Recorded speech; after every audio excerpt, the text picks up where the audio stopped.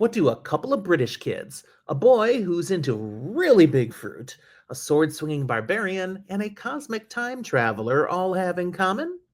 They're legends, the greatest fantasy protagonists of the swingin' 60s. Today, we're diving into a decade where fantasy fiction blossomed in bold, magical, and occasionally bizarre directions. Buckle up, friends. This one's a ride.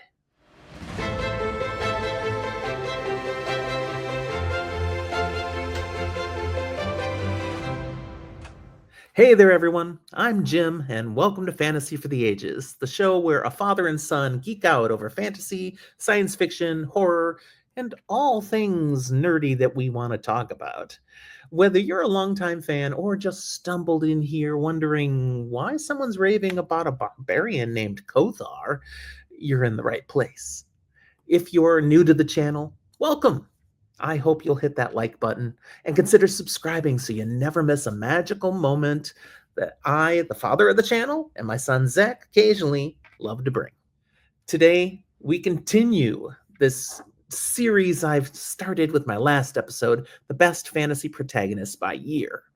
Each episode, I share the character I believe is the most iconic, compelling, or just plain fun from a specific year, looking at the best possible protagonist I can find from all the fantasy fiction that was perhaps published that year or published maybe a year or two earlier, but here's where it's really hitting its stride. And yes, before the complaints flood in, I know, this is 100% subjective, but hey, that's the fun part. Agree? Awesome. Disagree? Tell me why down in the comments.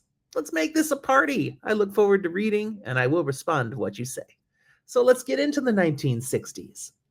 We begin at the beginning. 1960 gives us Colin and Susan Mossick, a 2-for-1 special.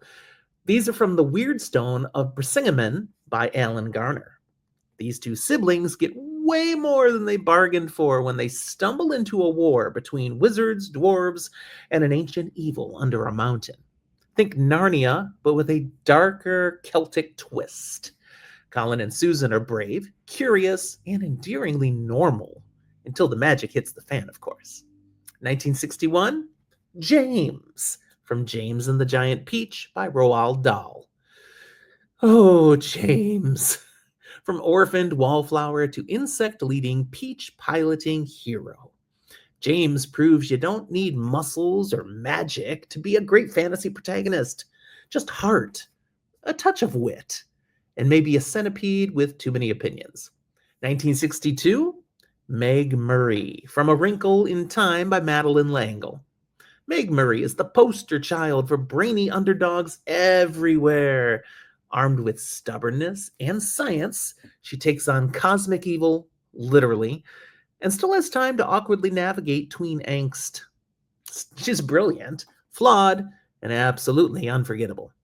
1963, Sija, from The Serpent by Jane Gaskell. Sija starts as a pawn in political games and ends up, an empress. No big deal. She's clever, morally gray, and absolutely fascinating. Like if Scheherazade and Daenerys had a coffee date and decided to start a revolution.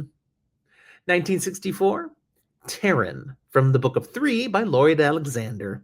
Assistant pig keeper turned legend in the making. Terran begins his classic coming-of-age tale here, tripping over his own feet, learning humility, and basically inventing the blueprint for reluctant YA heroes before it was cool. 1965, Thongor, The Wizard of Lemuria by Lynn Carter, brings us this character for the first time. Thongor is what you'd get if Conan the Barbarian chugged a Red Bull and crash-landed in a fantasy sci-fi blender.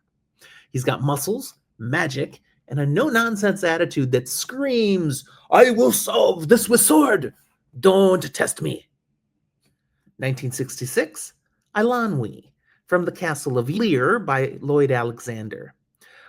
Eilonwy isn't just the female lead in this novel, she steals the show. With wit sharp enough to rival her magical heritage, she proves she's more than just a princess. Also, can we agree she deserves her own spin off series already? 1967, Gurgi, from Terran Wanderer by Lloyd Alexander. Half beast, half mystery, all heart. Gurgi is the faithful friend every fantasy hero wishes they had. With his munchings and crunchings, his endless loyalty, and a knack for jumping into danger to save his noble master, Gurgi proves that sometimes the sidekick is the real MVP. He's goofy, lovable, and sneakily brave. Basically, fantasy fiction's original emotional support cryptid. 1968 gives us Ged, also known as Sparrowhawk, from A Wizard of Earthsea by Ursula K. Le Guin. The GOAT. Ged starts as a cocky kid who nearly breaks the world and spends the rest of the novel putting it and himself back together. His journey through shadow, humility, and identity is literary magic in its purest form. And finally, 1969, I bring you Kothar. From Kothar, Barbarian Swordsman by Gardner Fox. Kothar is what happens when Sword and Sorcery says, "You want action? Buckle up."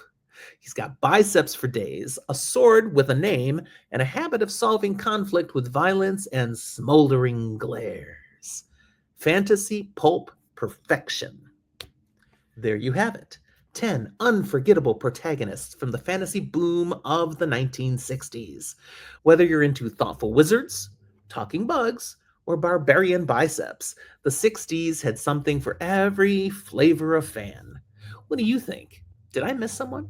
Is one of these outclassed by one of yours? Let me know in the comments. I always read and I do respond. And don't forget, this is an ongoing series. Next episode, we jump into the wild and woolly 1970s, where dragons fly, rings of power circulate, and fantasy fiction truly levels up again. Subscribe so you don't miss a beat. Thanks for joining me here at Fantasy for the Ages. Until next time, read on, dream deep, and always know your true name. We'll talk to you next time.